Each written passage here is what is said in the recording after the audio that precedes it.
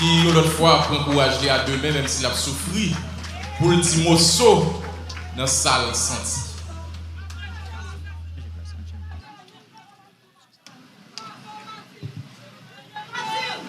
Merci, assez.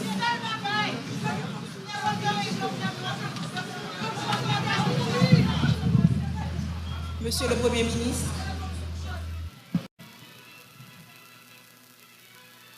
Mesdames, Messieurs les représentants des pays amis,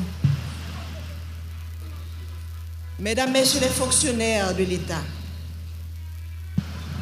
aux dignitaires de la fonction publique, Mesdames, Messieurs les représentants des institutions indépendantes, Mesdames, Messieurs les officiels des 10 départements de la République,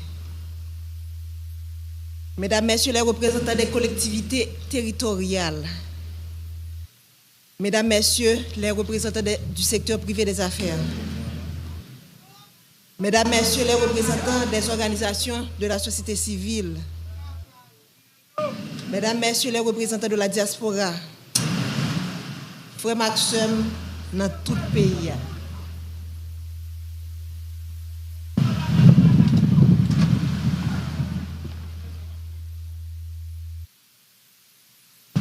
Au nom de toute la famille présidentielle, j'aimerais vous remercier du profond de mon cœur de votre présence parmi nous pour rendre un dernier hommage à mon mari Jovenel Moïse. La famille vit des jours noirs. Faire le déplacement jusqu'ici pour nous soutenir, pour dire au revoir à mon président, à mon mari, mon ami, le père de mes enfants, est une marque de sympathie qui procure force et courage à toute la famille et l'aide à surmonter ces épreuves. Quand j'ai rencontré Joe, cet homme qui allait devenir mon mari et le père de mes enfants, j'ai vu en lui un esprit brillant, inventif et créatif, un être passionné et déterminé, une personne sympathique, enjoué, doté de grand charisme, un jeune homme réservé, mais tellement généreux. Ce jeune homme m'a charmée et m'a séduite. Il a gagné mon cœur. Et depuis, nous avons décidé de construire un seul et même avenir. Nous avons choisi de ne faire qu'un seul et même être. Il est devenu ma chair et mon sang coulait dans ses veines. Il est devenu mon hymne et moi, son orchestre. Ce jeune homme passionné, cet entrepreneur à succès, mon Jovenel Moïse, a toujours cherché à faire plus, à faire mieux. Pour avoir été longtemps une victime, il connaissait bien les vices de ce système pourri et injuste, dont personne avant lui n'a voulu parler. Ce système auquel peu avant lui ont voulu s'attaquer. Alors il a décidé de se lancer dans cette bataille pour le changement. Il s'est retrouvé du jour au lendemain avec tout le système en bloc en face de lui. Il a été traité de tous les noms. Sous l'anonymat des réseaux sociaux, derrière la toute-puissance des micros et la pointe des stylos vendus à prix d'or, caché sous des titres ronflants dont il s'affuble. Expert S-mensonge, consultant en génération de problèmes, technicien du chaos, politicien miséreux et si misérable. Chacun s'est voulu plus créatif que l'autre. J'entendais des adjectifs associés au nom de l'homme de ma vie et j'avais du mal à m'imaginer que la folie du pouvoir, la vulnérabilité économique, l'envie pouvaient conduire à autant de méchanceté. Mais aussi était préparé. La famille savait que le combat de Jovenel Moïse nous vaudrait toutes les turpitudes. Ce à quoi nous n'étions pas préparés. Ce à quoi je n'étais pas préparé, c'est de me tenir debout aujourd'hui pour prononcer l'éloge funèbre de mon mari.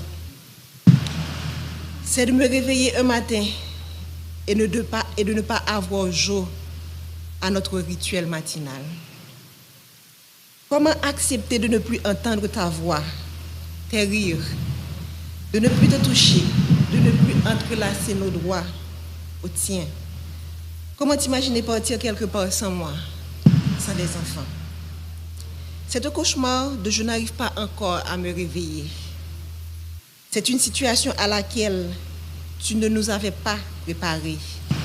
Ta femme, tes enfants, tes petits-enfants, tes frères et sœurs, tes neveux et nièces, cousins et cousines, tes amis, tes collaborateurs, ton peuple. Nous sommes là ce matin à faire quoi? Te rendre le dernier hommage? Faire ton deuil? Nous ne sommes pas préparés à cela. Je me souviens encore de toi me disant que tu veux partir les mains propres et pures. Mais tu ne pensais pas partir sans avoir pu faire tes adieux. Tu ne pensais pas partir mutilé, désarticulé. Tu as été sauvagement assassiné. Toi qui as toujours renoncé à la violence. Tu as toujours prêché le pardon, la réconciliation, le tête ensemble. On a comploté contre toi, te condamnant à mourir dans la barbarie et la cruauté. Toi, si indulgent avec les autres, tu as connu la haine. Ils t'ont jeté leur venin pour assassiner ton caractère. Toi, toujours si loyal envers eux, tu as été abandonné et trahi. Ton assassinat a mis à nu leur haine, leur laideur et leur lâcheté. Quel crime as-tu commis pour mériter un tel châtiment? Toi dont le plus grand péché a été d'aimer ton pays, défendre les plus faibles, les plus vulnérables, les plus opprimés, les sans-voix, contre l'avarice des uns et la cupidité des autres. Est-ce un crime? Vouloir libérer l'État des griffes d'oligarques corrompus, est-ce un si grand méfait? Pourquoi vouloir électrifier son pays provoque autant de haine et de violence? Quand combattre la corruption est-il devenu un délit? Pourquoi vouloir démocratiser le crédit est un péché? Comment lutter pour l'égalité des chances d'accéder à la fonction publique est devenu condamnable? Sœurs et frères, haïtiennes, haïtiens, si vous croisez les bras, regardez les bourreaux, le sang ne cessera de couler. Aujourd'hui, c'est Jovenel Moïse. Demain, ce sera elle, ce sera lui, ce sera moi, ce sera nous. Les rapaces courent encore les rues. Leurs griffes et leurs crocs ensanglantés sont encore à la recherche de proie. Ils ne se cachent même pas. Ils sont là à nous regarder, à nous écouter, espérant nous faire peur. Leur soif de sang ne s'est pas encore étanchée. Mais Jovenel nous a montré le chemin. Il nous a ouvert les yeux. Alors, ne laissez pas se verser en vain le sang de notre président. Crions justice! Crions justice! Crions justice! Nous ne voulons ni vengeance, ni violence. La violence amène la violence, répétait souvent le Jovenel Moïse, le président. Nous ne céderons pas non plus à la peur. La peur engendre la peur, disait-il toujours. Nous allons les regarder droit dans les yeux, comme Jovenel Moïse les aurait fixés. Et nous allons leur dire, c'est assez. Jovenel, mon amour, mon compagnon, mon ami, mon autre moi, que vais-je devenir sans toi? Comment me résoudre à vivre sans toi? Ces pleurs qui inondent mon cœur, ces larmes dans lesquelles mon âme se noie, quand viendras-tu les sécher? Je ne peux pas te faire mes adieux, alors je te dis au revoir, Jo. Pars avec tout l'amour que je te porte. Les valeurs que tu as inculquées à tes enfants, à moi, à la jeunesse de ton pays, continueront d'exister de génération en génération. Pars en paix, mon cœur. Pars avec le sentiment du devoir accompli. Laisse ton âme se reposer en paix. Nous nous chargerons du reste.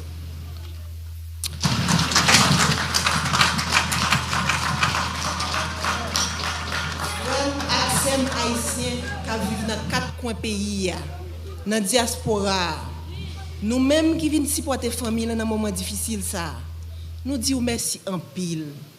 Présent sous nous force et courage pour nous kembe. Yo assassiné le président Jovenel, mais yo pas qu'à assassiner vision. Yo pas qu'à assassiner l'idée. Yo pas qu'à assassiner rêve li gagné pour pays. Nous perdons une bataille, mais nous pas perdu la guerre. L'Itla poko fini. Jovenel Moïse pas plagué nous dans route. Il était déjà montré nos chemins et l'a continué à accompagner nous jusqu'à ce que nous arrivions, même si chemin en longue. M'a coupé bien bas devant cadavre potorigasson ça, président Jovenel Moïse. Marim, yon bon papa, yon bon mari, yon bon président, yon bon soldat. Nous faisons tout campagne ensemble, passer dans tout petit coin pays pour nous comprendre plus bien qui mauvais la vie frère ak sœur nous a subi.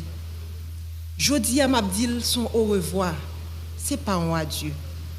M'a saluer chaque monde qui vient saluer des pas pour tout garçon ça. Qui tape mené une bataille, qui est un pile monde qui a un privilège pas de comprendre, mais qui veut dire un pile bagaille pour monde en dehors yo. Jour qui est 7 juillet, c'est un jour côté monde sans foi ni loi paraître avec toute volonté yo pour yo chavirer chaudier l'espoir pour monde qui pi mal yo, pour gros orteil yo, pour tête canaille yo. Monde qui a commencé prendre centre l'espoir avec développement parce que route a fait bon la caille yo, poteau a metté, courant a bail, pompe solaire a installé pour couper grand goût. Jour 7 juillet, monsieur a planifié pour yo couper souffle. Sans yo pas rendre compte qui mal yo t'a fait pays, qui mal yo t'a fait moun Haïti, qui mal yo t'a fait diaspora. Moi connais ou pas de jamais aimer politique jo. Ou pas de jamais vle entrer dans politique. Monter toujours vle un changement réel. Ou t'es toujours vle la vie meilleure pour ça pi pauvre yo. Moi pas de penser que petit changement ça ou t'es vle faire. T'es qu'à mettre de l'eau dans toute famille. T'es qu'à mettre de l'eau dans tout peuple là. Moi pas de penser que route de l'eau courant qui c'est base développement tout peuple sous la terre gagne, qui c'est base développement et que tout peuple sous la terre doit gagner, t'as qu'à mettre nous dans chagrin éternellement. Nous t'es toujours ou t'es toujours voulu pour graisse cochon cuite cochon. Mais hélas, ça c'est la cause que pays a été lock sous. Ça c'est la cause que monde qui contrôle gang yo, c'est la guerre de.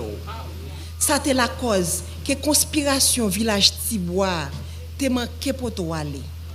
Ça c'est la cause qui ont été payé mercenaires.